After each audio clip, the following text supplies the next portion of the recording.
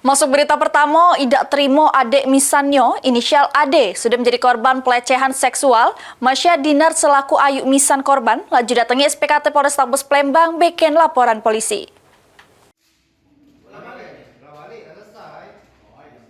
Gadis umur 17 tahun inisial AD yang balik di Jalan Sriwijaya, Komplek Pusri Borang, Kecamatan Sako, sudah menjadi korban pelecehan seksual oleh kawannya inisial FZ.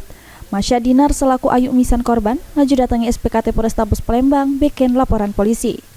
Di depan petugas piket SPKT Polrestabes Palembang, Masya selaku ayuk misan korban nyeritoke kalau adik misannya AD diajak oleh kawannya FZ untuk main ke kosan pelaku di Jalan Tanah Merah, Kelurahan Demang Lebar Daun, Kecamatan Ilir Barat 1 Palembang, dengan alasan minta rewangi nak ngambil barang yang tertinggal di kosan.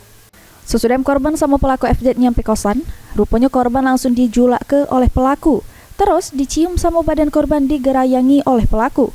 Korban yang merasa terancam langsung jenggut ke rambut pelaku, terus berlari keluar kosan minta tolong sama penjaga kosan, terus langsung diamankan.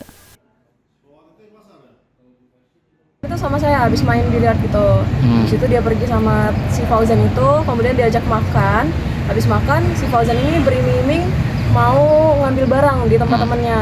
Sampailah di kos di Jalan Tanah Merah itu. Nah, kemudian si pelaku ini ngajak ke lantai 3, tapi si korban itu menolak. Alasannya kalau ingin mengambil barang saya tunggu di bawah saja. Tapi si pelaku ini bilang nanti takut dilihat oleh warga sekitar. Makanya si korban naik ke atas dan kemudian diajak masuk oleh si pelaku. Nah, kemudian pelaku ini saat korban sudah masuk ke dalam pintu kos itu, si pelaku mengunci pintunya dari dalam dan kemudian menindih si korban, mencium dan meraba-raba hingga akhirnya korban menangis dan melakukan perlawanan dan kemudian berlari ke arah pos kamling yang dibawa.